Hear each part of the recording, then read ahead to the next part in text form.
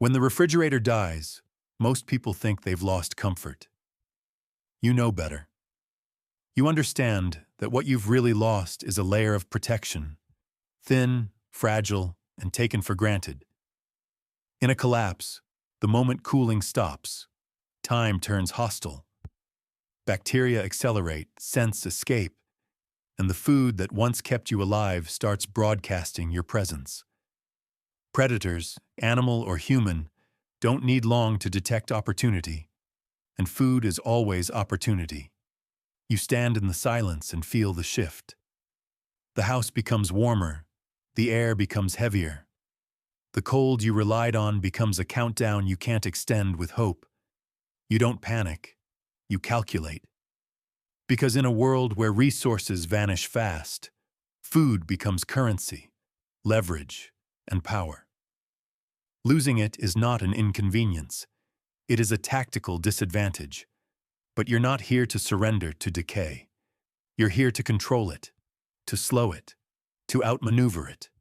You move with precision, stripping away every civilian instinct that tells you to wait and see. Waiting is a mistake. Seeing is too late. Action is the only rule that matters. What you do in the next minutes determines whether your food remains an asset or becomes a liability that compromises your safety. This isn't a kitchen problem. This is a battlefield condition disguised as a household failure, and you will treat it with the seriousness it demands. Ahead are 7 methods, silent, efficient, and battle-tested, that keep your food safe when electricity becomes a memory and your refrigerator becomes nothing more than a warm box full of risk. You don't waste motion. You don't waste thought. When the cold dies, you enter triage mode, silent, decisive, emotionless. Every food item becomes a variable with a lifespan, a threat curve, and a tactical value. You evaluate them the way a battlefield medic evaluates wounded soldiers.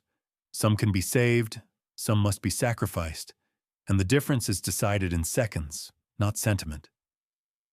You start with the most dangerous assets: raw protein, meat, fish, poultry. They carry the highest risk and the highest reward. You stabilize them before they turn volatile. You cook them immediately if you have heat. You salt them if you have supplies. You smoke them if you have time and cover. You don't leave them sitting in rising temperatures, broadcasting their scent like a flare.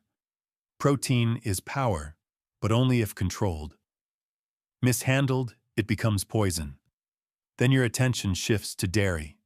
Milk, yogurt, soft cheeses, items that collapse fast once cooling disappears. You don't save them for later. Later no longer exists. You consume, transform, or convert. A quick boil extends milk's survival window. A fast strain turns yogurt into something firmer, safer. Every transformation buys you hours. Hours matter. Hours keep you alive. Fruits and vegetables follow, but not as a single group. Soft fruits break first. They demand immediate action. Eat, cook, or process them before they collapse into rot. Hard vegetables give you more time, but time doesn't mean immunity. You separate them based on durability. You don't allow one spoiled item to take down an entire cluster. Containment is discipline. Condiments and fermented foods are the survivors. They don't need attention. They don't beg for refrigeration. They stand on their own. You push them aside and free your energy for what actually matters. And then there are leftovers, the silent threat. They look harmless. They are not. Once temperature rises, their clock accelerates violently. You finish them or convert them. Nothing sits. Nothing lingers. Nothing invites bacterial growth or scent signatures. You evaluate everything through a single lens. Does this item return more energy than it costs to save? If the answer is no, it's gone. You don't cling. You don't hesitate. You prioritize survival value over emotional attachment. Because food is not comfort. Food is not memory. Food is fuel, and fuel keeps you operational. You don't save what you want. You save what keeps you alive. And that is why you stay ahead of everyone who freezes, hesitates, or hopes the situation improves on its own. You're not waiting for rescue. You're executing triage. Heat is the enemy now. Not flames, not fever. Ambient, creeping heat that slips into your food the moment cold loses its grip. You neutralize it without electricity, without noise, without revealing that you're storing anything valuable. Power outages turn amateurs into targets. Heat management turns you into a ghost. You begin with airflow, controlled, deliberate, and hidden. Evaporative cooling is primitive, but primitive works. You wrap bottles or containers with cloth, soak them, and place them where a quiet draft can pull moisture away.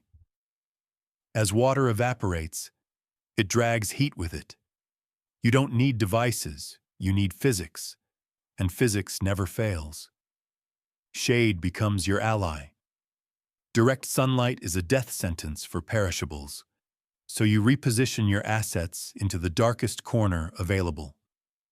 Not exposed, not centered, tucked into areas where the temperature falls even a few degrees lower than the rest of the room. In collapse conditions, 2 degrees can be the difference between control and contamination. Darkness slows heat gain. Stillness slows bacterial expansion. You exploit both. Then you move underground. Soil is nature's refrigerator. Silent, consistent, predictable. Digging doesn't require tools. It requires intention. A shallow pit creates a temperature buffer. A deeper one creates stability. You store items in sealed containers, bury them, and cover the surface to erase evidence. No scent, no shine, no marks for opportunists to track.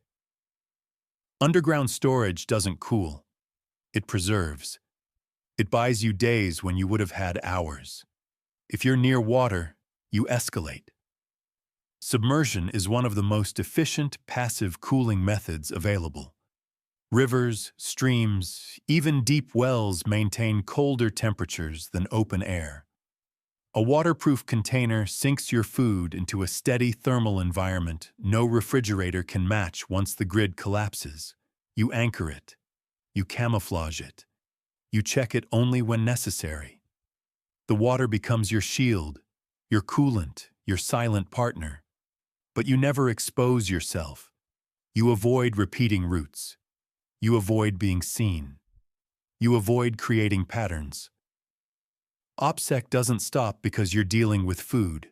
It becomes even more important. Any sign that you're keeping items cold signals that you have resources worth stealing. That is how amateurs die.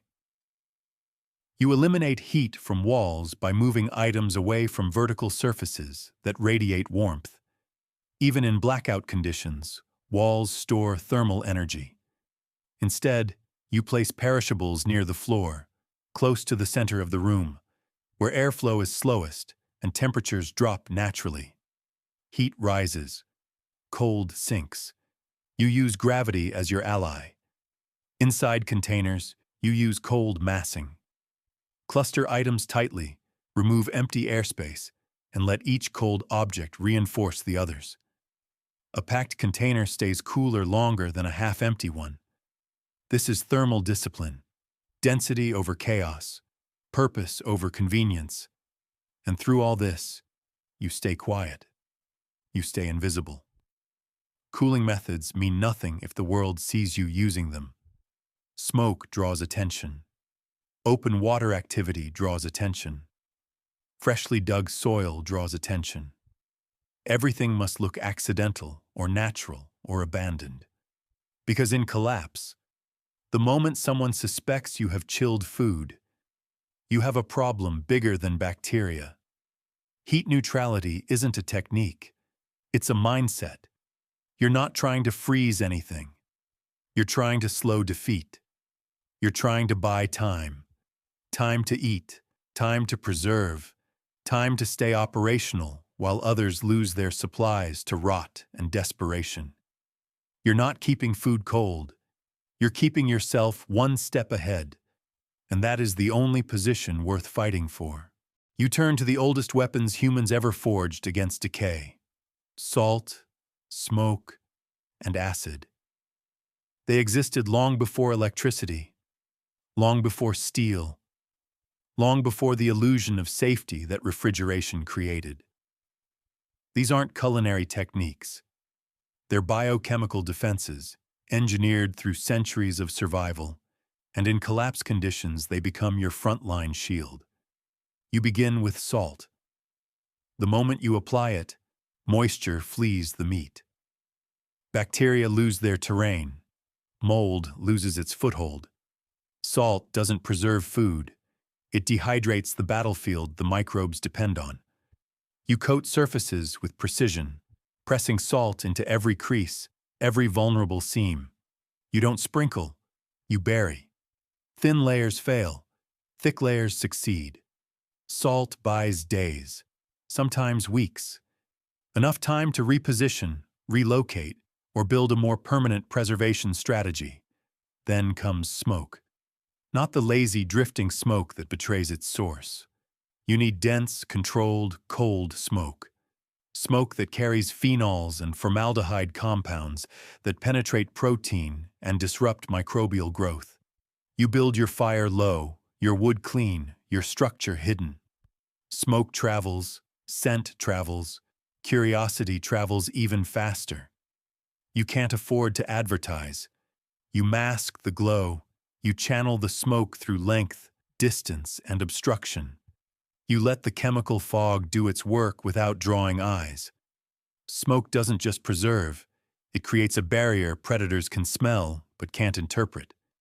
It warns them subconsciously that the food is no longer fresh prey. Acid is your third ally. Silent, potent, unforgiving. Vinegar, citrus, fermentation brine. Acid lowers pH until bacteria struggle to replicate. You drown vegetables in brine. You submerge protein in vinegar solutions. You let pickling transform fragile items into stable, low-risk components that survive without cold, without oversight, without fear of rapid spoilage. Acid isn't subtle. It reshapes the food into something tougher, something resistant, something with extended operational value. And while you work, you maintain OpSec. No bright fires, no loud chopping, no arranged racks in the open. Preservation attracts attention. Attention invites conflict. You work behind cover, behind shadow, behind misdirection. You never create patterns. You never repeat locations. Salted meat is stored deep. Smoked items are wrapped to reduce scent signatures. Pickled stores are concealed behind decoys, so no one knows you possess long-term resources. In collapse, survival isn't just about making food last. It's about preventing others from learning that your food lasts. Salt, smoke, and acid aren't ingredients. They're defenses. They turn perishables into assets that hold the line long after every refrigerator in the city has become a warm coffin for spoiled supplies. You're not preserving food, you're preserving advantage. And advantage is the currency that decides who endures when the system breaks. Moisture is the hidden killer. Not loud, not dramatic, but relentless. When refrigeration dies, water inside your food becomes the perfect breeding ground for bacteria, mold, and rot. Your mission now is simple. Remove that moisture before it removes you from the equation. Drying isn't a hobby. It's extraction. It's control. It's the tactical removal of the enemy's strongest asset. You start with air, slow, consistent, and disciplined. You don't chase heat. You chase movement. A steady airflow strips moisture from surfaces without cooking the food or drawing attention. You position racks where the air drifts naturally, never where it whistles or announces itself. Survival demands silence, even from the wind. Sunlight is a tool, but a dangerous one. It dries fast, but it exposes faster. Direct sun signals activity. It creates shadows that shift, patterns that curious eyes can track. So you use it only when you're certain no one is watching, when the terrain works in your favor, when glare and angle hide everything you're doing. If not, you rely on indirect light, slow but safer. Shadows dry food just as efficiently when paired with airflow and time. You build or improvise drying racks, but you never leave them uncovered. Insects are opportunists. Flies, ants, beetles, they search for moisture the moment it becomes accessible. You use fine mesh, cloth barriers, or smoke drift to deny them entry. You're not just drying food, you're denying access. Everything becomes a fortress. You protect scent signatures as well. Drying releases aroma, more subtle than smoking but still traceable. To control it, you choose low-scent items first, or you combine drying with mild smoke to mask the scent under layers of neutral haze. Not enough to broadcast, just enough to confuse anything tracking the air. You reduce surface area strategically. Thin slices dry faster. Smaller pieces carry less moisture. You don't hack mindlessly. You calculate thickness to match your operational window. You match the weather, the humidity, and the time you can safely remain in one place. Drying is not passive. It's a race between your preparation and the world's instability. Even inside a room, airflow can be engineered quietly. A cracked window on one side, a small exit gap on the other. The air moves because it must. You harness it because you understand it. And if you have heat, you use it sparingly. Low, indirect, hidden. A small ember bed under a raised grate. Warmth, not flame. Evaporation, not cooking. Everything concealed, everything minimal, everything deniable. Once dried, you store the food in darkness. No moisture, no warmth, no light. You seal it tight, double layer if necessary, and stash it where temperature stays consistent. Dried food is durable but not invincible. A damp corner can undo days of work. A warm container can reverse the entire process. Consistency is the mission. Precision is the method. In collapsed conditions, drying isn't preservation, it's transformation. You're turning fragile perishables into long-lived rations that don't depend on machines, luck, or the grid. You're building freedom, one piece of dehydrated food at a time. And freedom is the only asset worth more than calories. Silence is security. Darkness is concealment. Low scent is survival. When refrigeration fails, the world doesn't just warm up. Your food begins to speak. It releases aroma, moisture, and signals that travel farther than you expect. Animals detect it. People detect it. Desperation detects everything. Your mission now is not only to store food, but to silence it, blind it, and erase every trace that says you have something worth taking. You begin with scent discipline. Every preserved item, every cooked fragment, every drying rack leaves behind an odor signature. You shut that down immediately. Double wrapping is standard. Cloth inside, sealed container outside. Plastic alone is too loud. It crackles, reflects light, and leaks scent under pressure. Cloth absorbs. Clay jars insulate. Metal tins dominate scent control completely. You use what you have, but you choose strategically. High-value food deserves high-security containment. Placement is the next battlefield. You don't stash food near windows, vents, chimneys, or walls that breathe. Airflow carries scent to the outside like a messenger. Instead, you position your stores deep inside the structure, far from exterior surfaces, where air stagnates and scent dies before escaping. The darker the location, the better. Light attracts curiosity. Light creates shadows. Shadows reveal patterns. You store in places no one checks twice. Under floorboards, behind false panels, deep inside furniture, concealed behind objects that look worthless. You don't create a pantry. You create a disappearance. You keep movement minimal. Rustling, clinking, rearranging. Every sound becomes intelligence for someone listening. Survival means eliminating sound signatures the same way you eliminate bacteria, slowly, precisely, without compromise. You handle containers at night. You move items when ambient noise outside is high enough to mask your actions. Rain, wind, generators, distant shouting.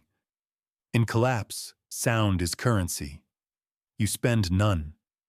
Rodents are threats, but they're also informants. Their presence exposes your storage. Their absence protects it. You implement barriers, metal lids, tight seal jars, suspension lines that keep food off the floor. No crumbs, no residue, no trails. Rodents follow scent, not sight. Deny scent, and you deny them the path. For insects, darkness is only half the defense. You use ash, lime, or smoke residue to create borders they avoid. You use elevation to remove easy access points. You don't poison, they leave bodies, and bodies raise questions. You deter, quietly, strategically. And then there's human opportunists, the real predators. The moment someone suspects you have clean, well-preserved food, you've already lost the advantage. That's why you never centralize your storage. One cache is a trophy. Multiple micro-caches are uncertainty. Uncertainty keeps you alive. You scatter your resources so no single breach cripples your supply. A hidden jar here, a sealed package there. A decoy box on the surface with low-value scraps to mislead anyone who gets bold. Your food becomes invisible by design, soundless, scentless, and unseen. Darkness doesn't hide your supplies. It hides your intentions. Silence doesn't protect the food. It protects you. Low scent isn't a preference. It's the difference between becoming prey and staying untouched. The collapse gave you a world full of hungry eyes and desperate hands. Your job is to make sure none of them ever realize you're still eating. Your final threat isn't bacteria. It isn't rot. It isn't heat. It's people. Humans are the most efficient predators in a collapse because they think, they plan, and they act with desperation sharpened into instinct. Once refrigeration stops, food becomes the loudest signal in any environment, and anyone who believes you still have safe supplies becomes a danger you cannot afford. Preservation is only half the mission. Protection is the rest. You start by eliminating patterns. Patterns expose habits, and habits expose stores. You never visit the same cache at the same hour. You never repeat routes. You never carry containers in a way that draws shape or noise.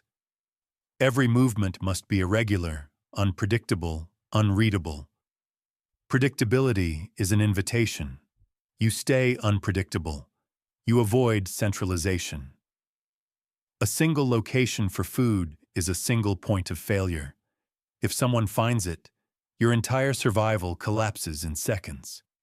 You divide your supply into micro-caches, small, scattered, hidden in places that look worthless, inside hollow walls, beneath loose floorboards, behind damaged furniture, under heavy objects no scavenger wants to lift. You let the environment disguise your assets. Nothing neat, nothing organized. Organization is a map. Chaos is security. You create decoys, not sloppy traps, convincing illusions. A small stash of low-value items in an obvious spot to satisfy a desperate intruder and make them leave quickly. something they believe they found that keeps them from searching deeper. Desperation doesn't linger when it believes it already won. You weaponize that. You manage light as if it were ammunition. No flashlights near caches, no flame reflections revealing hidden compartments. Darkness is not just concealment, it's a barrier between your food and the eyes hunting for it. Sound becomes a liability as well. You wrap containers, pad lids, remove metal-on-metal contact points. A single clink in a silent night can become a beacon. Silence isn't caution, it's armor. You protect information more than food. Loose talk kills more survivors than hunger ever will. No one needs to know what you have. Not neighbors, not allies, not temporary companions. You share nothing. You reveal nothing. You discuss nothing. Absolute OpSec means every person you meet believes you're struggling exactly as much as they are. Food makes you a target. Appearing hungry makes you invisible. You monitor your perimeter, tracks in dust, shifted items, disturbed fabric, tiny signals that someone has been inside your space. You catch them early or you lose everything. You adapt cache locations the moment you see signs of intrusion. A cache that has been discovered even partially is no longer a cache. It's bait. You abandon it instantly. Human predators are cautious but persistent. They return, they watch, they test. You remove the advantage before they exploit it. You stay ahead. You stay aware. Most importantly, you stay unseen. Because food in collapse is power, and power attracts conflict. Your job isn't just to preserve food. Your job is to ensure that no one ever realizes you succeeded where they failed. Survival is not about storing resources. It's about denying others the knowledge that you have them. That secrecy is your final defense, your strongest weapon, and the reason you outlast the world while it tears itself apart. The world taught you to depend on machines. Cold on demand. Food that lasted because electricity guaranteed it. But collapse strips away illusions fast. When the refrigerator dies, you see the truth. Preservation was never about comfort. It was about control, about leverage, about staying one step ahead of hunger, chaos, and the eyes that watch from the dark. You've taken every weakness, heat, moisture, scent, time, and turned them into calculated advantages. You learned to stabilize, to preserve, to hide, to fragment your stores so no single point of failure decides your fate.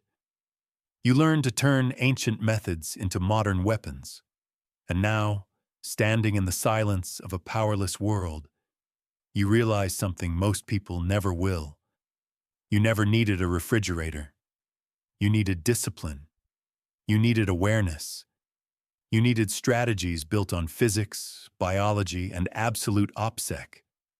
The kind civilians never think about until it's too late.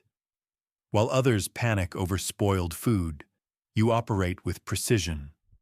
While others watch their supplies rot, you convert every perishable into a long-term asset. While others expose themselves searching for solutions, you stay invisible, prepared, untraceable. This isn't just about keeping food safe. It's about reshaping the power dynamic. Food becomes currency. Food becomes stability. Food becomes the quiet advantage that separates those who endure from those who fall. And you, because you acted early, moved decisively, and concealed everything, hold that advantage. Collapse favors the disciplined. Silence favors the unseen. And survival favors the ones who know how to turn vulnerability into strength. Electricity may fail. Systems may fail. People may fail. But you won't. Because you understand the rule that truly governs every crisis. The prepared never beg. The invisible never lose. The disciplined always survive.